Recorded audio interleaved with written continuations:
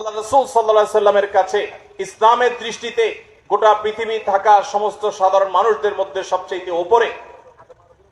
শুধু কোরআন এবং হাদিসে উলামায়ে কেরামের মর্যাদা রয়েছে তা নয়, আপনারা খুব ভালো করে জেনে থাকবেন এই সমাজে বিভিন্ন শ্রেণী পেশার মানুষকে সর্বস্তরের জনগণ, সর্বস্তরের মানুষ ভালোবাসা, শ্রদ্ধা এবং ভক্তি নিবেদন করে।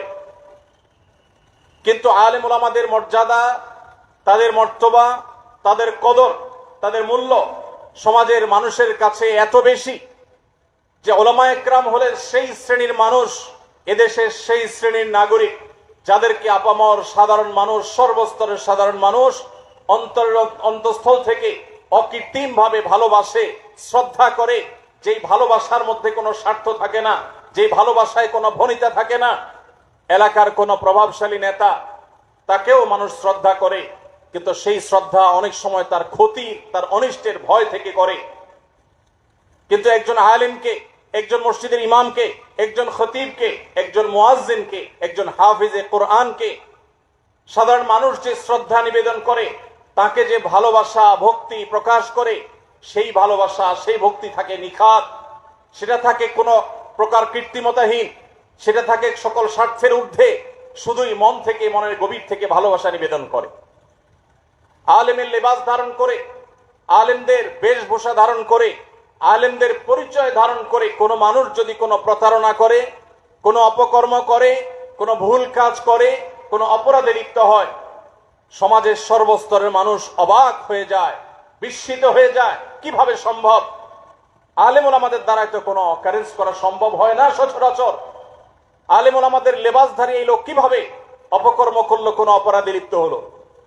মিডিয়াগুলো আলাদা করে নিউজ করে।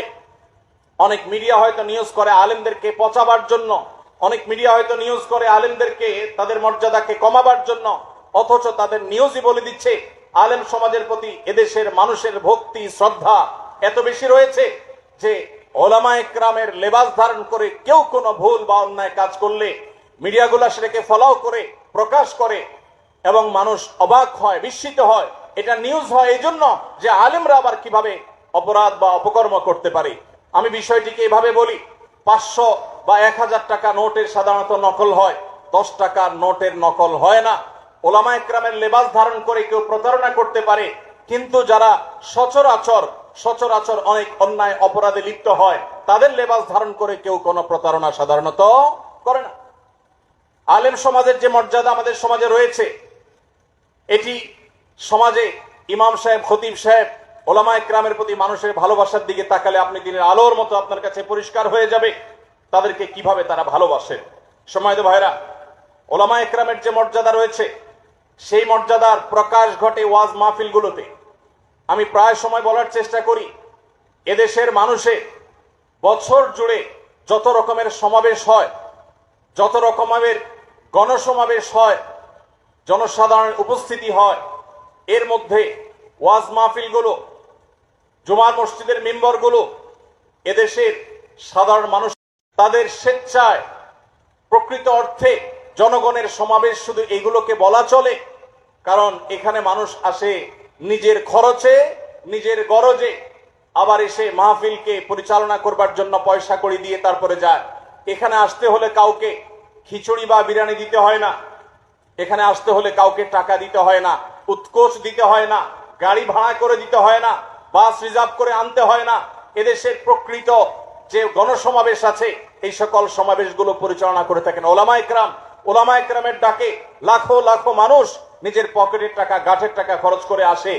এরকম সমাবেশ সারা দেশের প্রতিটা গ্রামে গঞ্জে, প্রতিটি উপজেলায়, জেলায়, শহরে, বন্দরে, সব জায়গায় যে মানুষের সমাবেশ হয়ে থাকে, এই সমাবেশগুলো হলো প্রকৃত গণমানুষের সমাবেশ, যেখানে কোনো প্রকার ফোর্স নেই, যেখানে কোনো প্রকার অর্থকড়ি, কোনো প্রকার সুযোগ সুবিধা বা কোনো স্বার্থের কোনো ব্যাপার স্যাপার থাকে না।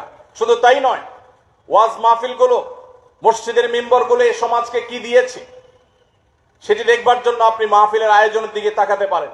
এত বিশাল বড় আয়োজন, গোটা দেশের আদর্শ মাহফিলগুলোর একটি। এই মাহফিল পরিচালনা করবার জন্য কিছু ভলান্টিয়ার ভাইয়েরা স্বেচ্ছায় কাজ করছেন আল্লাহকে খুশি করবার জন্য। এটাকে নিয়ন্ত্রণ করতে আইন শৃঙ্খলা রক্ষাকারী ভাইদের বিশেষ কোনো কসরত তাদের করতে হচ্ছে না। শুধু এই মাহফিল কেন, লক্ষ লক্ষ মানুষের ওয়াজ মাহফিল, লক্ষ লক্ষ মানুষের ইসলামিক সম্মেলন, লক্ষ লক্ষ মানুষের আয়োজনে বড় বড় ইসলামিক প্রোগ্রামগুলো, এসব প্রোগ্রামগুলোকে নিয়ন্ত্রণ করবার জন্য শত শত পুলিশ বাহিনীর প্রয়োজন হয় না। এই ওয়াজ মাহফিলগুলোতে যে শান্তির বার্তা দেওয়া হয়, শৃঙ্খলা শেখানো হয়, নীতি নৈতিকতা শেখানো হয়, মানুষকে আদর্শ শেখানো হয়, সেটা হলো এই ওয়াজ মাহফিলগুলোর কোনো প্রকার আইন শৃঙ্খলা রক্ষাকারী বাহিনীর ভাইদের বিশেষ কোনো পরিশ্রম ছাড়া, তাদের বিশেষ কোনো উদ্যোগ ছাড়া এই মাহফিলগুলো যে টিকে থাকে, এগুলো যে সুচারুরূপে সম্পন্ন করা যায়, এটি হলো এই ওয়াজ মাহফিলগুলো থেকে শান্তি শৃঙ্খলার যে বার্তা দেওয়া হয় তার একটা প্রমাণ। ভাইরা আমার, 200-500 মানুষের কোনো মেলা হলেও, সাধারণ কোনো প্রোগ্রাম হলেও সেখানেও দেখা যায় 1-2 গাড়ি পুলিশ ভাইদেরকে সারাক্ষণ ব্যস্ত থাকতে হয়। তারপরও নানা অকারেন্সের ভয় থাকে। শত শত হাজার হাজার ওয়াজ মাহফিল হয়, প্রত্যেকটা মসজিদে জুমার দিন শত শত হাজারো মানুষের উপস্থিতি হয়, কিন্তু আলহামদুলিল্লাহ সেখানে কোনো প্রহরার প্রয়োজন হয় না, সেখানে কোনো অশান্তি নেই, সেখানে কোনো দাঙ্গা নেই, সেখানে কোনো হাঙ্গামা নেই, সেখানে কোনো মারামারি নেই। এগুলো থেকে প্রতীয়মান হয় যে ওলামায়ে কেরাম এ দেশকে কোথায় নিয়ে যেতে চান, তাদের অবদানের জায়গাটা কোথায়। তারা এদেশের মানুষকে শান্তি শৃঙ্খলা, নীতি নৈতিকতা, আদর্শ এবং মানুষের মতো মানুষ হতে শিখান, খাঁটি মুসলমান হতে শিখান। ভাইরা আমার, ওলামায়ে কেরামকে আল্লাহ রাব্বুল আলামিন যে পাওয়ার দিয়েছে, এই পাওয়ার সম্পর্কে আমরা অনেকে জানি না। 2010 সালের হিসাব অনুযায়ী আমাদের দেশে 3.25 লক্ষ মসজিদ ছিল। সেটা এখন অর্থাৎ 14 বছর পরে এসে নিশ্চয়ই প্রায় 4 লাখের মতো হবে। 4 লক্ষ মসজিদ এদেশে যদি থাকে, এই মসজিদগুলোর ইমাম এবং মুয়াজ্জিন মিলে কমপক্ষে 8 লক্ষ মানুষ আছেন যারা এই মসজিদগুলোতে কাজ করছেন। মসজিদগুলোর যে চেইন আছে, এই চেইন গোটা দেশের এমন কোনো জায়গা নেই, গ্রাম হোক আর শহর হোক, যেখানে মসজিদ নেই, যেখানে ইমাম সাহেব নেই, মুয়াজ্জিন নেই, খতিব নেই। এই যে মসজিদগুলোর বিশাল বিস্তীর্ণ বড় নেটওয়ার্ক সারা দেশে ছড়িয়ে ছিটিয়ে আছে, মসজিদগুলোকে আবাদ করছেন 4 লক্ষ মসজিদকে কমপক্ষে 8 লক্ষ মানুষ। এক একটা মসজিদে জুমার দিন যদি গড়ে 150 করে মানুষ নামাজ পড়তে আসেন, খতিব সাহেবের খুতবা বা বয়ান শোনার জন্য আসেন, তাহলে 4 লক্ষ মসজিদে গড়ে যদি 150 করে মানুষ হয়, 6 কোটি মানুষ হয়।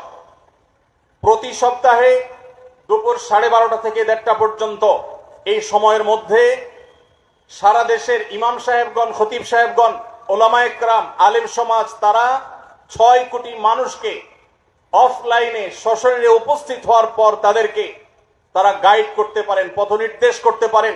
ওলামাদের কথা শুনবার জন্য, খুতবা শ্রবণ করবার জন্য 6 কোটি মানুষ সপ্তাহে একবার মসজিদে সমবেত হয়।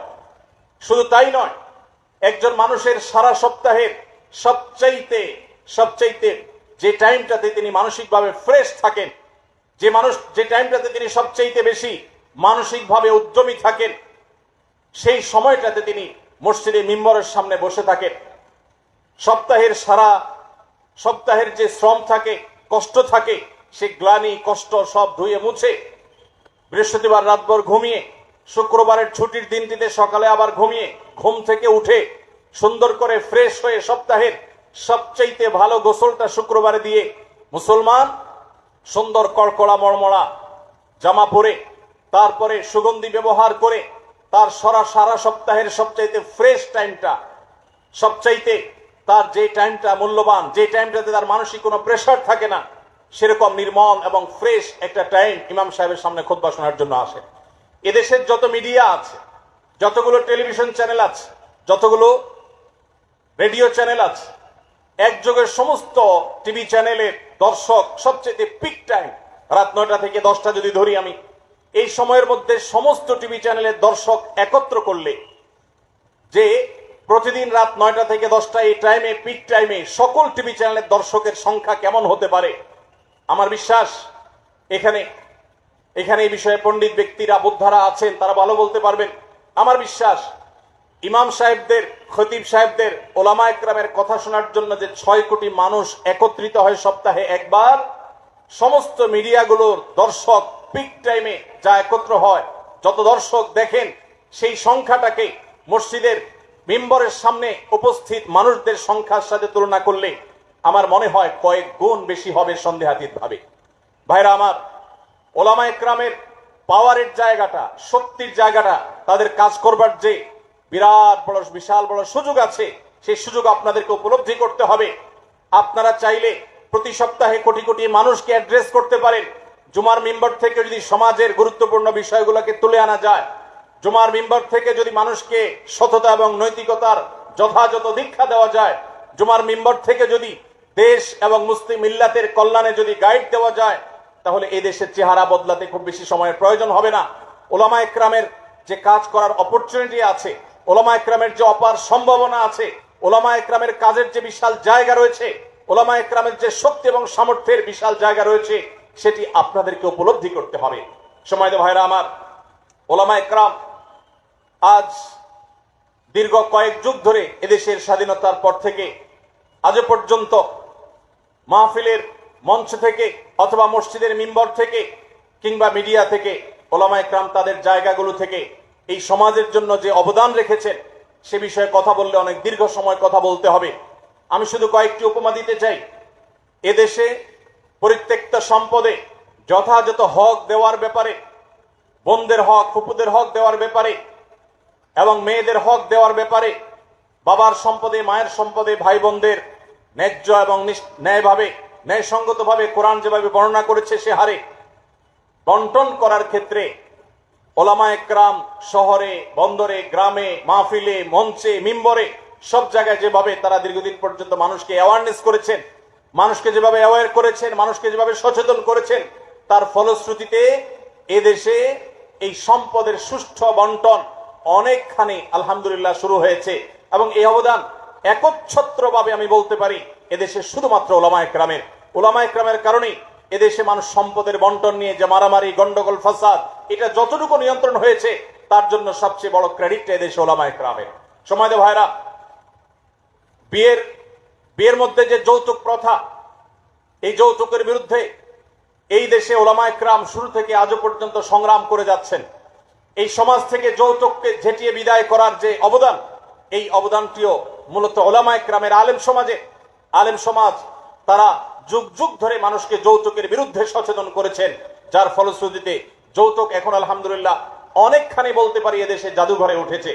সময়ত ভাইরা আমার, ঠিক একইভাবে মাদক নিয়ন্ত্রণ আছে আমাদের দেশে। আমাদের পার্শ্ববর্তী যে কোনো দেশের সাথে যদি আপনি তুলনা করেন, আপনি বার্মার কথা বলেন, ভারতের কথা বলেন, নেপালের কথা বলেন, শ্রীলঙ্কার কথা বলেন, আমাদের আশেপাশে যে সমস্ত দেশগুলো আছে, এই সব দেশগুলোর মধ্যে বাংলাদেশ একমাত্র দেশ যে আমরা মাদক নিয়ন্ত্রণে, আমাদের সমাজে মাদক গ্রহণের যে কম সংখ্যা যে স্বল্পতা, আমাদের সমাজে মাদক যতটুকু মাদক গ্রহণের যে নিয়ন্ত্রণ রয়েছে, এর জন্য সংশ্লিষ্টরা অনেক কাজ করছেন, প্রশাসনের ভাইদের অনেক নিশ্চয় অবদান আছে, কিন্তু ওলামা একরামের অবদান সবার চাইতে বেশি এবং সর্বাগ্রে। সমস্ত মসজিদ এবং সমস্ত মাহফিল থেকে মাদকের বিরুদ্ধে ওলামা একরাম সোচ্চার থাকেন, মানুষকে সতর্ক করেন। ওলামা একরামের অবদান এভাবে একটি একটি করে বলতে গেলে তার তালিকা অনেক দীর্ঘ হয়ে যাবে, আমি সেদিকে যাচ্ছি না।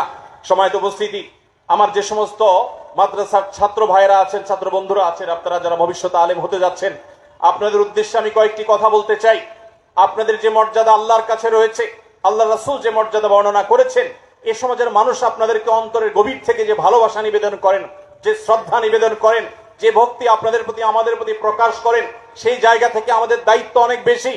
আমাদের সে দায়িত্ব যদি আমরা যথাযথভাবে পালন করতে না পারি, তাহলে আল্লাহর কাছে যেমন জবাবদিহি করতে হবে, ঠিক একইভাবে ইতিহাস আমাদেরকে ক্ষমা করবে না।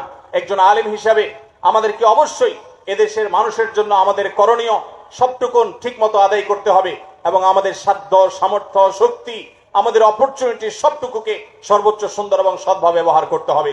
সেজন্য সর্বাগ্রে যে বিষয়টি আমি বলতে চাই, আপনারা যারা মাদ্রাসায় পড়াশোনা করছেন, আপনারা যারা ভবিষ্যতে আলেম হতে যাচ্ছেন, ইনশাআল্লাহ সবকিছুর আগে মনে রাখবেন আপনি কেন আলেম হচ্ছেন। এই প্রশ্নের উত্তর আপনার ভেতর থেকে বের হয়ে আসতে হবে, আপনার ভেতর থেকে জবাব আসতে হবে। আমি আলেম হচ্ছি আমার পেট পালার জন্য নয়, আমি আলেম হচ্ছি মাদ্রাসায় পড়ছি, পড়াশোনা শেষ করে, দাওরায়ে হাদিস শেষ করে আমি পড়াশোনা থেকে ফারিগ হয়ে আমি এটার মাধ্যমে একটা উপার্জনের উপায় খুঁজে বের করব, এটি আমার পড়াশোনার উদ্দেশ্য নয়। আমার আলেম হওয়ার উদ্দেশ্য, আমি নবী আলাইহিস সালামের যে দাওয়াতের মিশন, সে মিশনকে ঘরে ঘরে, কাঁচা পাকা প্রতিটি ঘরে ঘরে পৌঁছে দেওয়ার দায়িত্ব আমি যথাযথভাবে পালন করব। আমি একজন আদর্শ আলিম হব, নায়েবে রাসূল হিসেবে নবী করিম সাল্লাল্লাহু আলাইহি সাল্লামের আখলাকের ফেরি আমি করব। আমাকে দেখে সমাজের মানুষ সবচেয়ে বেশি তৃপ্তি অনুভব করবে। আমার অনুপস্থিতিতে সমাজের মানুষ আমাকে মিস করবে, আমার অভাব বোধ করবে, আমার জন্য আফসোস এবং আক্ষেপ করবে। আমাকে সেরকম মানুষ হিসেবে গড়ে তুলতে হবে। আমার পড়াশোনার উদ্দেশ্য, আমার ওয়াজ নসিহতের উদ্দেশ্য, ওয়াজ মাহফিলের উদ্দেশ্য, মসজিদে খুতবা দেওয়ার উদ্দেশ্য, ইমামতি করার উদ্দেশ্য, মাদ্রাসা মুদাররিসি করার উদ্দেশ্য, কোনটির উদ্দেশ্য পেট পালা নয়। আমার এই সব কিছুর উদ্দেশ্য হতে হবে আল্লাহকে সন্তুষ্ট করা। কিছুদিন পর পর আমাদের নিয়তের তাজদীদ, নিয়তের নবায়ন করা খুব বেশি জরুরি। কারণ আমাদের মূল শক্তির জায়গাটা হলো আমাদের ইখলাস। আমরা যদি ইখলাস ঠিক রাখতে পারি, আমাদের নিয়ত যদি পরিশুদ্ধ থাকে, নিয়তে যদি ভেজাল না থাকে, মনে রাখবেন উলামা একরামের এই শক্তিকে রুখবার ক্ষমতা গোটা পৃথিবীর কোন শক্তির, কোন অপশক্তির নেই।